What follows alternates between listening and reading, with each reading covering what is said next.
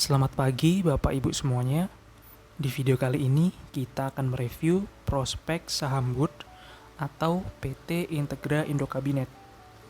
Kita juga akan bahas profil perusahaannya, kondisi ekonomi industrinya, dan resiko bisnis perusahaannya.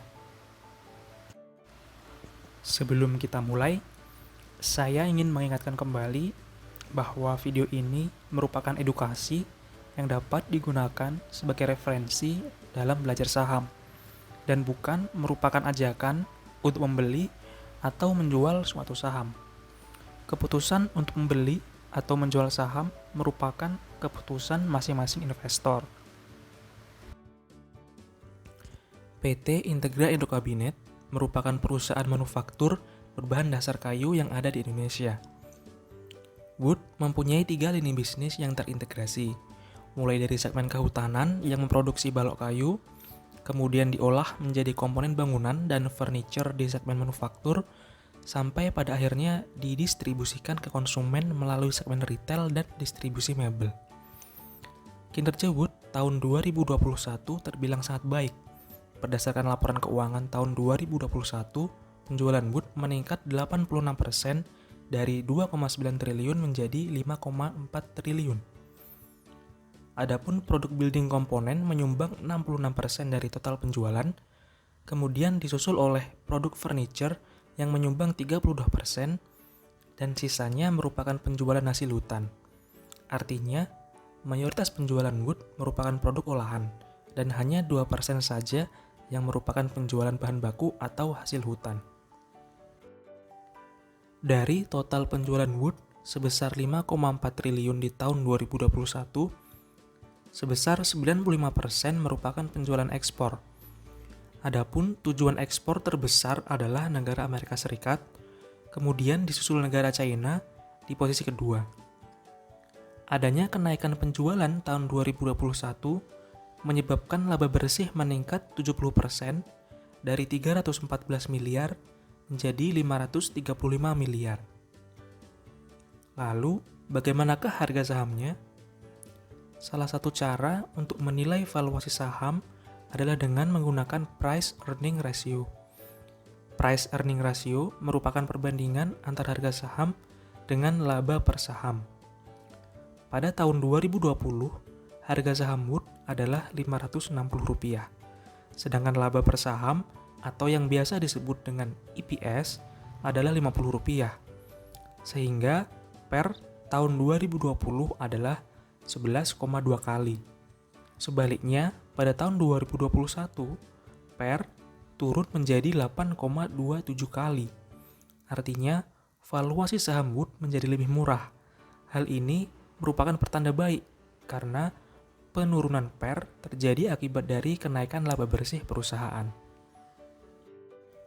Kemudian, dari sisi kondisi ekonomi industri, berdasarkan data dari The Global Economy, nilai indeks PMI Indonesia dan Amerika Serikat pada tahun 2022 masih berada di atas 50.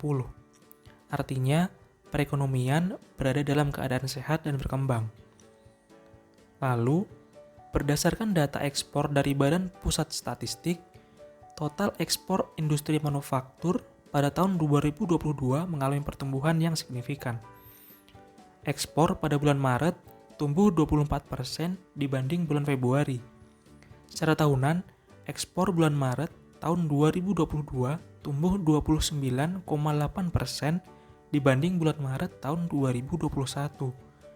Dan secara kuartalan, ekspor kuartal 1 tahun 2022 tumbuh 29,6% dibanding kuartal 1 tahun 2021.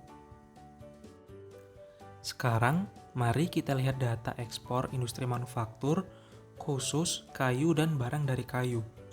Sebagai informasi, ketika video ini dibuat, rincian data ekspor bulan Maret belum dipublikasikan, sehingga data ekspor yang dapat kami sampaikan hanya untuk bulan Januari dan Februari. Berdasarkan data dari Badan Pusat Statistik, ekspor kayu dan barang dari kayu tahun 2022 mengalami pertumbuhan. Ekspor pada bulan Februari tumbuh 3,8% dibanding bulan Januari. Secara tahunan, ekspor bulan Februari tahun 2022 tumbuh 29% dibanding bulan Februari tahun 2021. Dan secara kumulatif, ekspor tahun 2022 tumbuh 36% dibanding tahun 2021. Oleh karena itu, berdasarkan data kondisi ekonomi pada kuartal 1 tahun 2022, sektor industri manufaktur, khususnya kayu dan barang pengolahan kayu masih terlihat menarik. Namun, sebagai seorang investor, selain melihat suatu potensi, kita juga harus mempertimbangkan risikonya. Di bawah ini merupakan data suku bunga dan inflasi negara Indonesia dan Amerika Serikat selama kuartal 1 tahun 2022. Berdasarkan data tersebut, The Fed telah menaikkan suku bunganya sebesar 25 bps menjadi 0,5%, merespon inflasi yang semakin tinggi mencapai 8,5% di bulan Maret.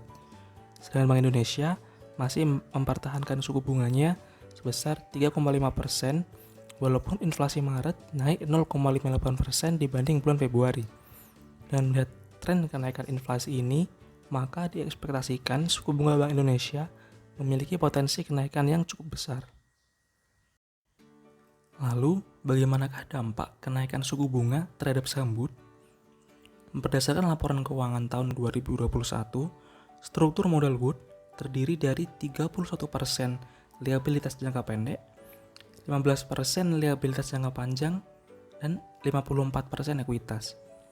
Oleh karena itu, apabila suku bunga naik, maka cost of capital akan naik, sehingga laba bersih akan berkurang sebagai akibat dari naiknya beban bunga pinjaman. Sebagai referensi, di catatan laporan keuangan nomor 28, dinyatakan bahwa apabila suku bunga naik 0,5%, maka laba tahun 2021 akan berkurang sebesar 10,9 miliar. Oleh karena itu, risiko kenaikan suku bunga ini patut untuk dipertimbangkan. Selain risiko kenaikan suku bunga, terdapat risiko lain, yaitu risiko kenaikan harga pengiriman. Berdasarkan laporan keuangan tahun 2021, biaya kurir dan ekspor mengalami kenaikan sebesar 1000% atau naik 10 kali lipat dibanding tahun 2020 sebagai imbas dari kenaikan harga komoditas.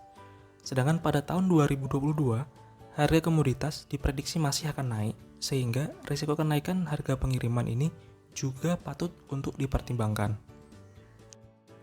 Setelah membandingkan potensi dan risiko dari suatu saham, maka langkah selanjutnya adalah merancang trade plan sesuai profil risiko masing-masing. Secara umum, Wood masih berada dalam fase sideways dengan range 675 sampai 855. Area beli terbaik berada di 675 sampai 685. Batasi jika harga turun di bawah 670. Apabila harga mampu tutup di atas 760, maka akan confirm pattern double bottom, salah satu pattern pembalikan arah yang kuat dengan target 855. Adapun target selanjutnya adalah di all time high-nya di sekitar 1000. Secara umum, saham Wood memiliki valuasi yang masih murah dan didukung dengan kinerja industri yang masih menarik. Namun, ada beberapa risiko yang harus dipertimbangkan, yaitu risiko kenaikan suku bunga dan risiko kenaikan harga pengiriman. Secara teknikal, Wood masih berada dalam fase sideways dengan range 675 sampai 855. Apabila tertarik, silakan tentukan risk dan reward masing-masing. Sekian review saham Wood kali ini. Apabila berkenan, silakan like, comment, and subscribe. Kalau ada ide atau pertanyaan, langsung aja komen di bawah. Thank you udah nonton, sampai jumpa di video-video berikutnya.